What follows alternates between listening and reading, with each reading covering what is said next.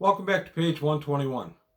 Today we're going to talk about one of my favorite things out of Traveler, and that is a system defense boat. First, the first reference we're going to have to it is going to be out of our handy dandy Traveler library, the library data N through Z. We'll look up the definition of a system defense boat. Then we're going to look at a really nice article out of Journal of the Travelers Aid Society number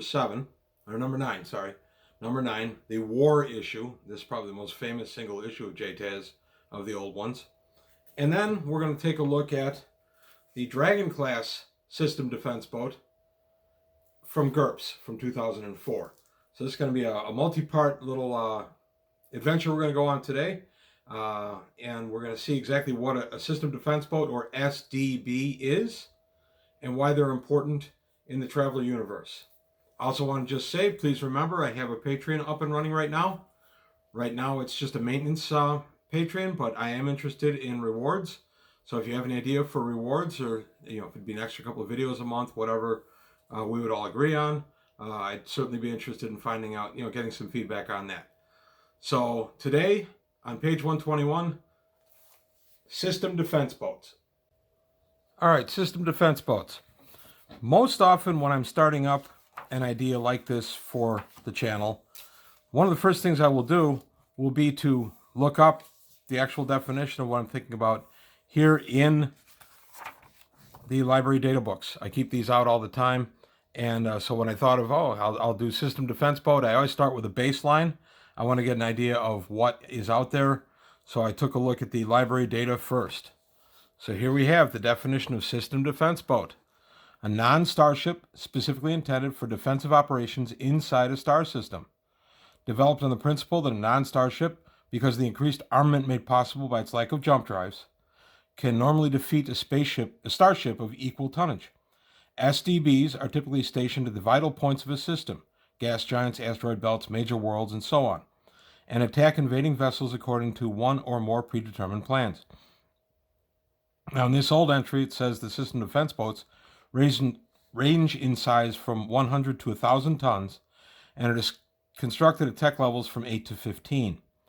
There are hundreds of different types depending upon the specific mission for which they are designed. So that's a nice little definition of what an SDB is. I say this is the older definition because system defense boats can all be all the way up to monitor size, depending on the system, the importance of the system, and the wealth of the system. So the idea that they're only up to 1,000 tons, that's an older idea from when this book was printed in 81. Or actually, this was not 81. This is even earlier than that, I believe. This guy was out. Oh, this is 82. Now we go to the war issue of Journal of the Travelers Aid Society, issue number 9, where we get a nice article, rather lengthy one, on SDBs. Care and feeding of NPCs. I love these old articles. I stopped and reread this when I was researching this video. Here we are. Come on. SDB. I like that font because it looks like it's saying SOB. SDB, this is a nice little page-and-a-half article that tells us what an SDB does. So basically, it's the same thing as in the Travelers, the library data, but it goes into a little bit more detail on first stage that, when the system is in, an enemy vessel comes into the system, they'll try to catch it at vulnerable points. If they can, they'll catch it right after jump, but that's astronomically small percentage chance that will happen. So then you're going to go to the next thing, which would be the gas giant, when they try to do wilderness refueling.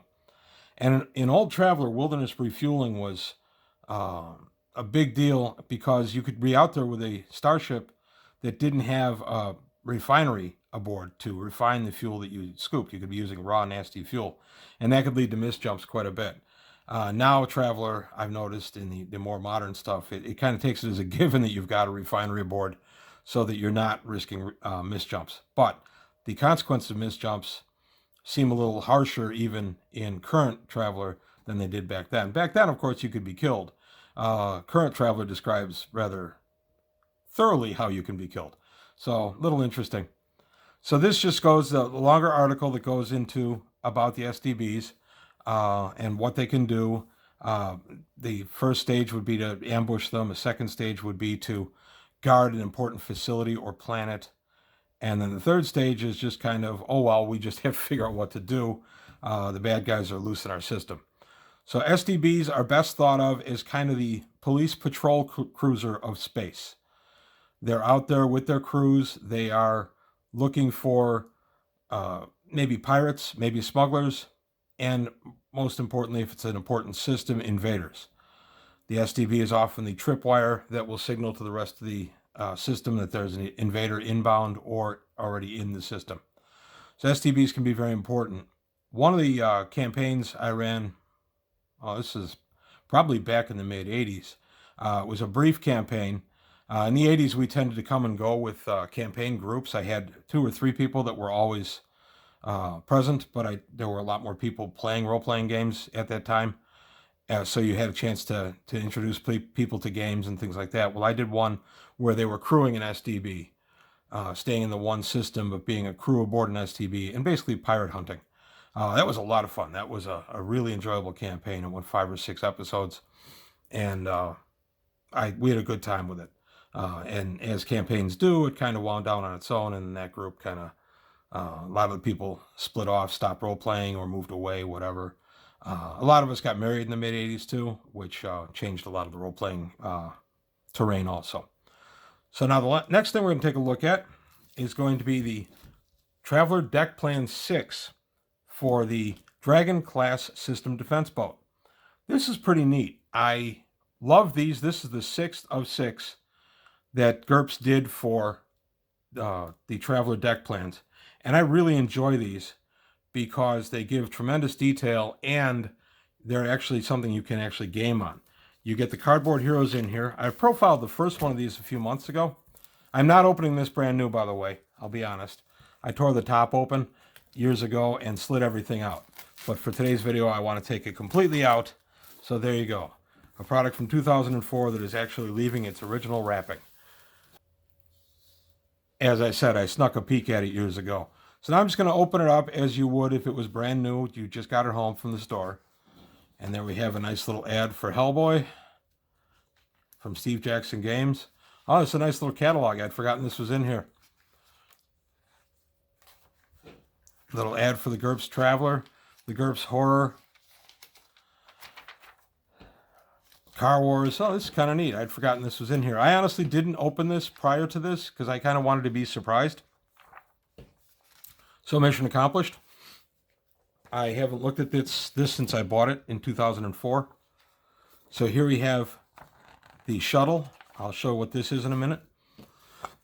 And then the various deck plans. I'll lay these out. I'm going to change the camera for that. And then my cardboard heroes. I didn't show these in the one I did for the first Starship setup, and one viewer mentioned it, and he was quite correct. I should have shown these when I did the plan. I don't use them, obviously. They're still uncut. I use miniatures. If you've been with my channel for a while, you've seen my Traveller minis and the other minis I use for Traveller and D&D. So I don't use the cardboard cutouts, which is kind of why I forgot about them.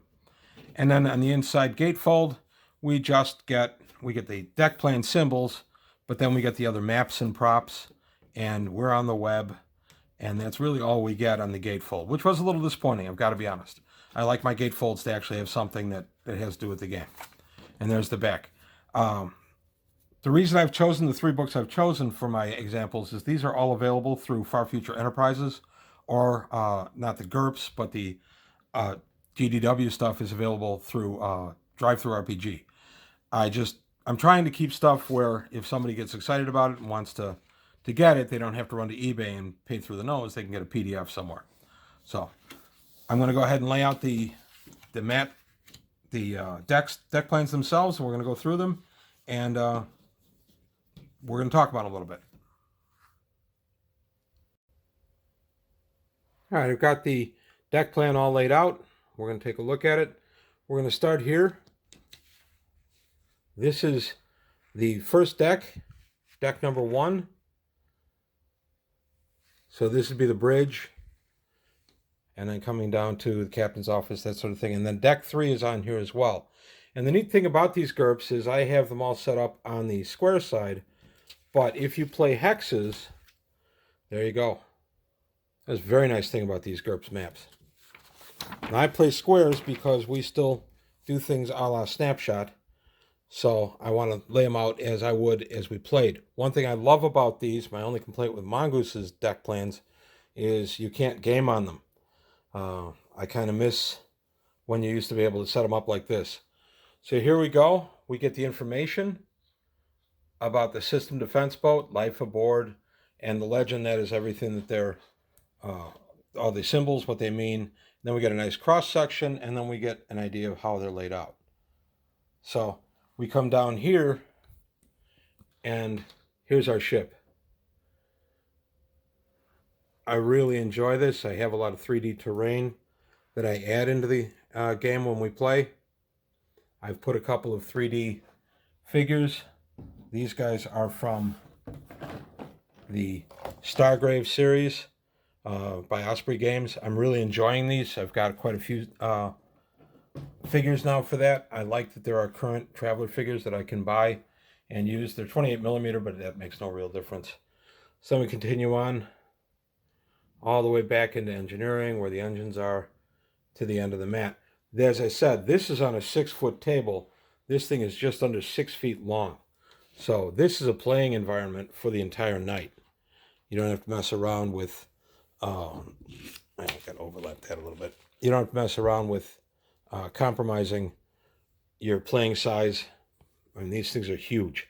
One thing I've always loved about these mats. And now there's a jump shuttle that comes as part of this.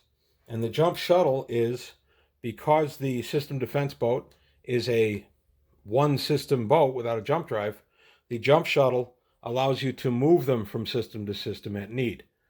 This is a pretty neat addition that came in later editions of Traveler. And the GURPS system calls it out right here. I've got a full set of deck plans for that. So I'm going to go ahead and do the jump shuttle next. Okay, and we're back with the jump shuttle. There's the nice side view of it. And this is a shuttle that would have jump capability. The SDB would clamp inside. The jump shuttle would boost them both to another system, and then the SDB would be released. So this is basically just a jump carrier. The one thing I love about this, you get the legend and a little bit about the jump shuttle. You get the GURPS statistics for it at tech level 10. Then you get the Mega Traveler statistics at tech level 10. And then you get the Traveler statistics. GURPS never really forgot what their player base was. And their player base was primarily old travelers like me, who were still playing and using Mega Traveler and Classic. So they went ahead and they took care of us. I love the GURPS material, I really do. I recommend the CD-ROM or thumb drive, whichever you prefer, of the GURPS material. Translates beautifully. Most of the writing is system agnostic, and you can easily play this and add this to your Traveler campaign. So there you have it. That's the system defense boat, the Dragon class, and the jump shuttle. That's all I've got to say today about system defense boats. I love SDBs. What's not to love? They're the patrolmen of the spaceways. If you've had interesting run-ins with SDBs, I'd be interested in hearing about them. Also, if you've ever run a campaign with one, I'd be interested in hearing about that.